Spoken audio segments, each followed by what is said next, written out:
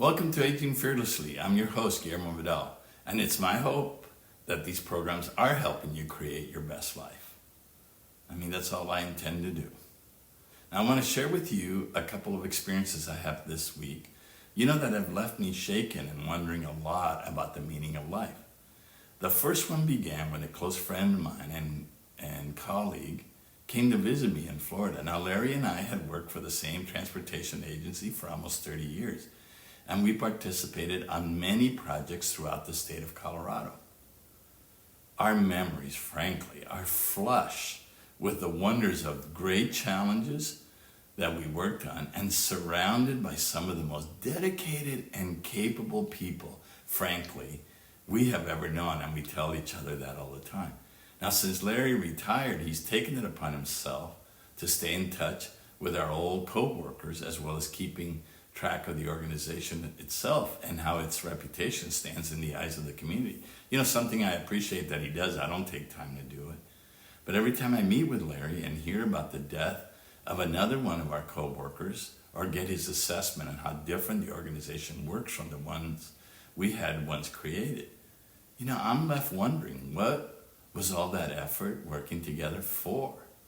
All of those hours we spent together committed to getting problems solved, all of that effort to make that organization into the best one we thought we could. What was it for? Today, that organization is something different than the one we created. All the old voices of influence are not around anymore. And I'm sure that none of the people who work there today even remember what we did to make the place where they now work. By the time Larry and I go our separate ways, I'm always left wondering, what did we actually accomplish? Now, it was just a few days after Larry's visit that I read on Facebook about the death of an old friend from Colorado.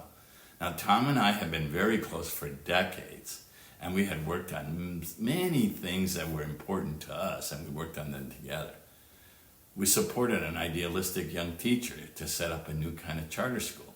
We helped bring attention to the need of children from the underserved communities to get free preschool.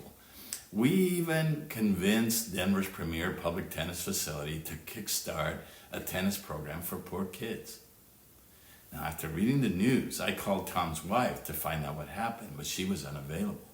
And meanwhile, I was incredibly upset. Tom had been such a close friend, and the thought that he was gone, and I had not been given a chance to tell him goodbye, brought tears to my eyes, frankly, for hours. As I grieved the loss of my good friend, I couldn't get the thoughts out of my head about the meaning of our work together. What was it for? I knew no one remembered what we did or why, that our efforts accomplished anything of value. And did people in the present moment even care or remember? Now, several hours later, Tom and his wife called me back to tell me that he was alive and kicking, but that someone had apparently hacked his Facebook page and announced his death. I was overjoyed to hear my friend's voice once again. Believe me, I was overjoyed, and that everything was fine. But in the hours before the call, I had sunk so deeply into what appeared to me as the meaninglessness of life.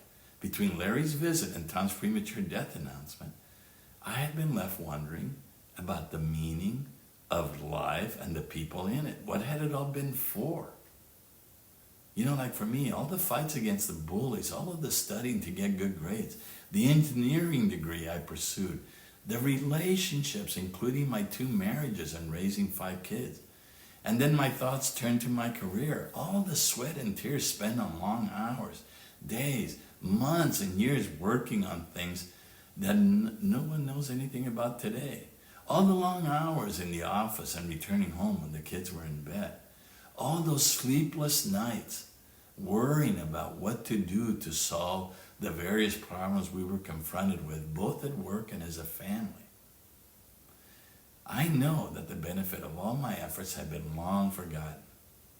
So I asked myself, were they worth it? Now, I must admit, I'm still in the midst of wondering if my life has been worth it. For that matter, has anyone's life been worth it? The writer and publisher Albert Hubbard put this well when he said, "The graveyards are full of people the world could not do without." In other words, the world can easily go on without a single person of us who has been and who is and will ever be. And since I talk a lot about finding one's life purpose as part of aging fearlessly, I realize that I frankly don't have a good answer. I'm starting to wonder if this is because the things of life, like what we do or create, are meaningless in themselves. Perhaps we were put on earth to experience situations and people who could teach us lessons to help us develop into wiser beings, and we them.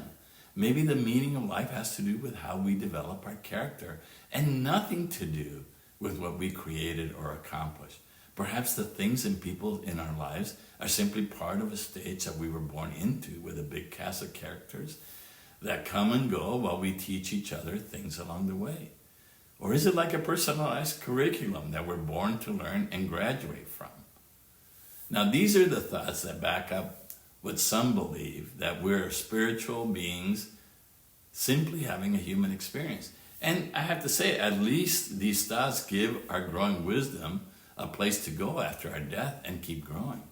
But frankly, I have no proof. I don't know if that's true or not. So frankly, I am baffled. I don't know the answers.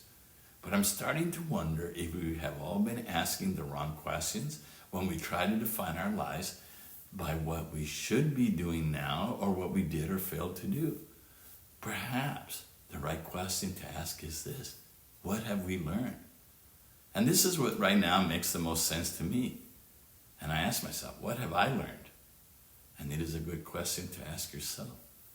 What have you learned in this life? Thank you for sharing your time with me today.